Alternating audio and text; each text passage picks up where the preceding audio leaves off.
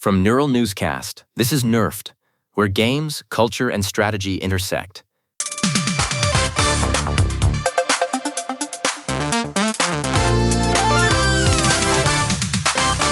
Nerfed, the art of the slow play. I'm Vanessa Calderon. And I'm Marcus Shaw. We're tracking the velocity of your favorite launches and the drama brewing behind the scenes. Marcus, we have to start with Megacrit. They basically just told the internet they aren't your crunch monkeys. They dropped a roadmap for Slay the Spire 2 this week that has exactly 0 dates on it.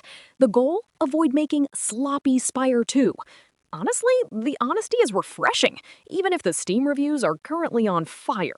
It is a fascinating standoff between a developer that values its mental health and a community that has become addicted to the roguelike deck builder loop. They don't want to release a half-baked product just to satisfy a quarterly earnings report or a restless Discord server. They are looking at the long game, focusing on mechanical perfection rather than meeting some arbitrary deadline set by marketing. This is the definition of the slow play in an industry that usually demands immediate results. Oh, it's a bold move, Vanessa. Studio co-founder Casey Yano is leaning into that small team energy. They've got 17 bullet points of content, new characters, alternate acts, the whole bit, but they're refusing to be held hostage by a 1.0 release date.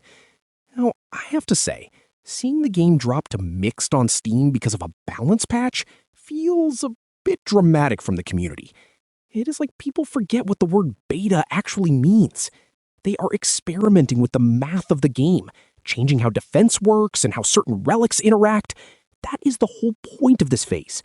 If you cannot break the game now, you will never fix it for the final launch.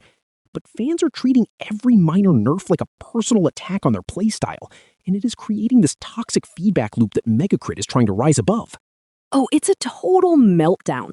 IGN reported nearly 5,000 negative reviews in a single day, mostly over balance changes in the beta. Because nothing says supportive early access player like review bombing a game for being an early access game. We have seen this before, but it feels particularly sharp here because Slay the Spire is so beloved. The entitlement is through the roof. Players want the game to be perfectly balanced and fully featured the second it is downloadable. But they also want the developers to be agile and responsive to their specific complaints. You cannot have it both ways. If Megacrit rushes to fix these problems now, they risk compromising the fundamental architecture of the sequel. It is a classic example of the community trying to steer a ship they don't know how to sail. It's where you break things so they work later. But Megacrit seems unfazed.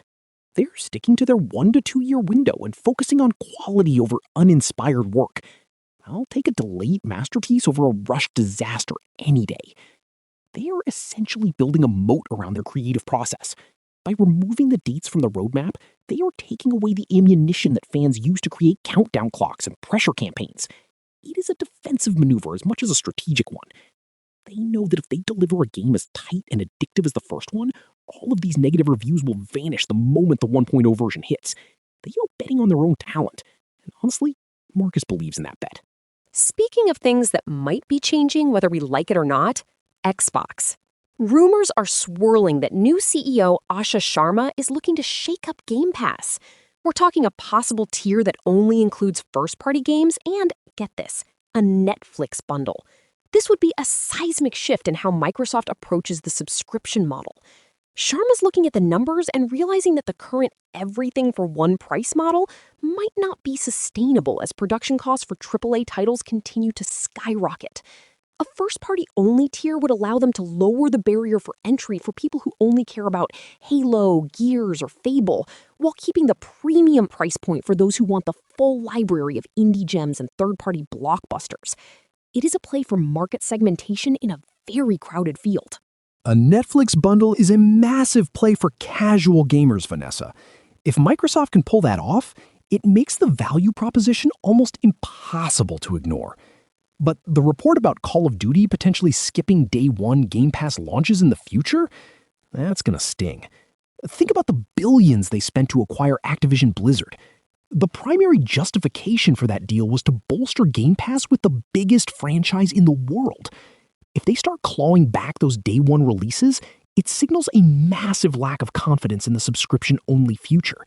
It suggests that the guaranteed $70 from a retail sale is more valuable to their bottom line than the monthly recurring revenue from a Game Pass subscriber. That is a hard pill for the fans to swallow after years of being promised the opposite. It's the classic good news, bad news sandwich. Hey, watch Stranger Things, but also pay $70 for the new COD. It shows they're really feeling the weight of those licensing costs for third-party titles.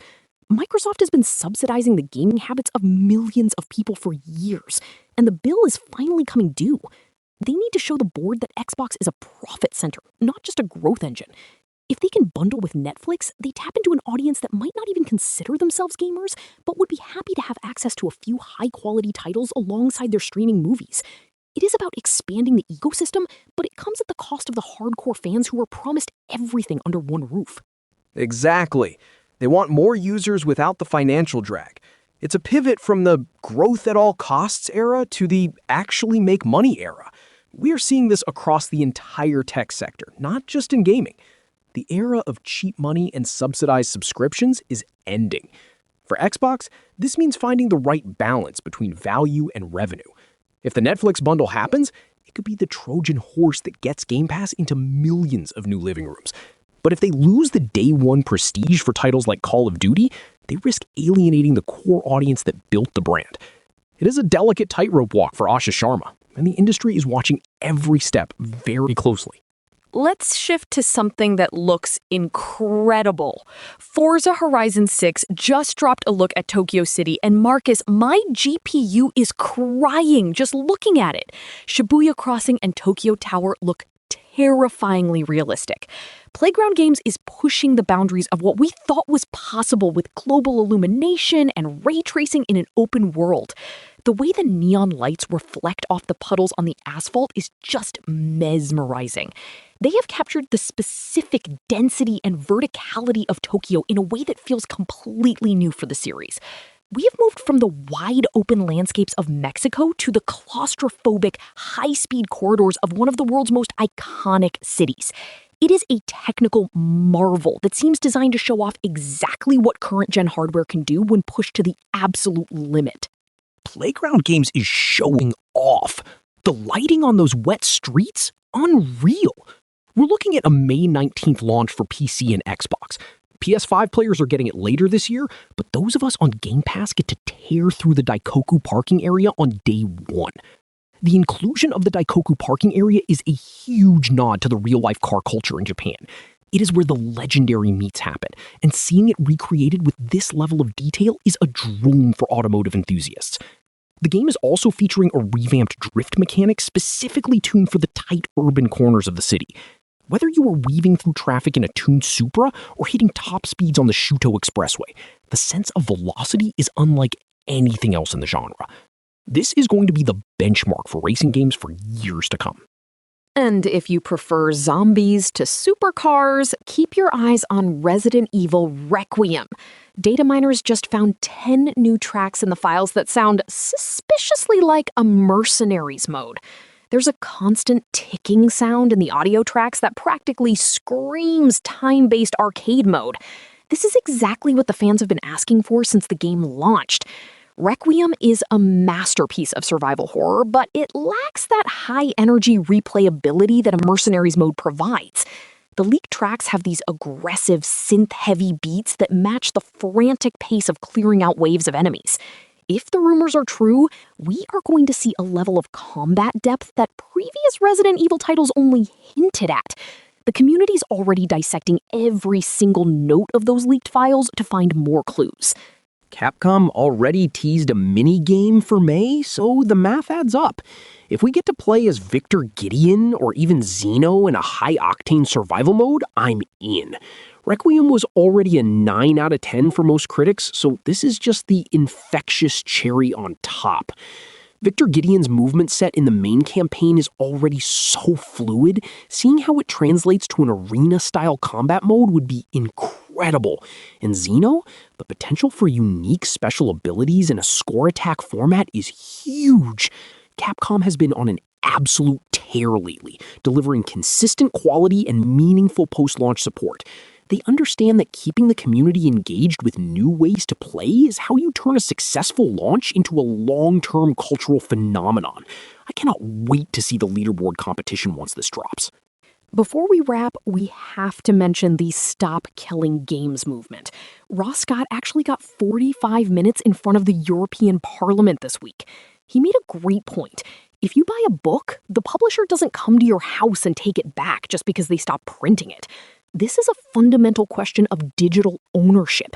For too long, we have accepted the idea that we are just licensing these games and that they can be deactivated at any time whenever a server becomes too expensive to maintain. Scott is arguing that there should be a legal requirement for developers to provide a functional end-of-life plan for games that rely on central servers.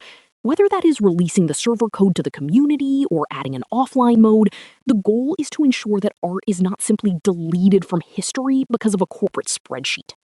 The 93% stat he cited, that nearly all analyzed games are eventually deactivated, is haunting. The EU Commission says they'll have an update on their legal analysis by July.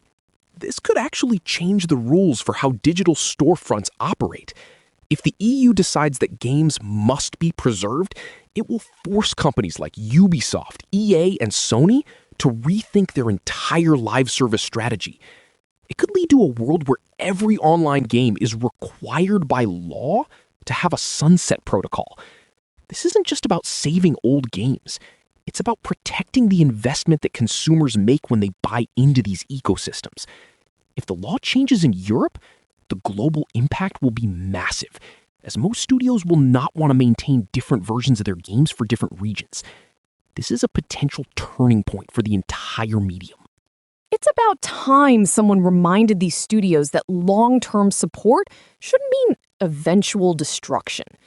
It has been a heavy week for news, from the future of Game Pass to the preservation of our digital history. But the common thread is clear. The industry is maturing, and the rules are being rewritten in real time. Whether it's Megacrit choosing health over speed or the EU looking at consumer rights, we are seeing a shift in how games are made, sold, and kept alive. And that's our show for the week. I'm Marcus Shaw. And I'm Vanessa Calderon. Check out Nerfed.ai for more updates. Thanks for listening to Nerfed. Neural Newscast is AI-assisted, human-reviewed. View our AI transparency policy at neuralnewscast.com. This has been Nerfed on Neural Newscast, where games, culture, and strategy intersect.